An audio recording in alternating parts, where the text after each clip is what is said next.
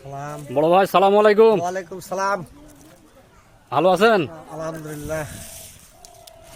বর্তমানে ব্যবসা বাণিজ্যের খবর কি ভাই? খবর ভালো ভাই। একটু জোরে বলেন, দর্শক শুনতে পায় না তো। ভালো ভাই।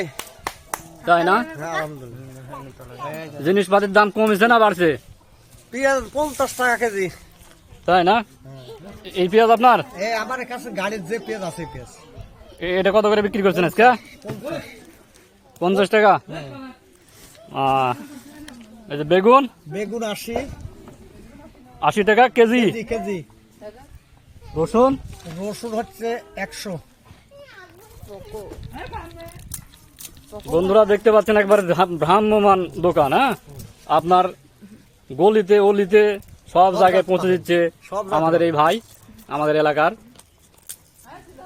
এই আদা কি দাম ভাই? আদা 40 টাকা। খুব সুন্দর আদার কোয়ালিটি, খুবই সুন্দর।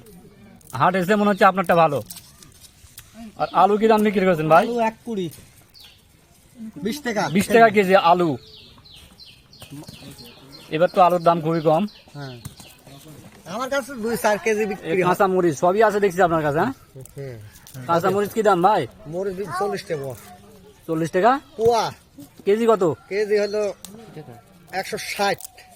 160 টাকা কেজি। কেজি। যাই, আলহামদুলিল্লাহ মোটামুটি ভালোই।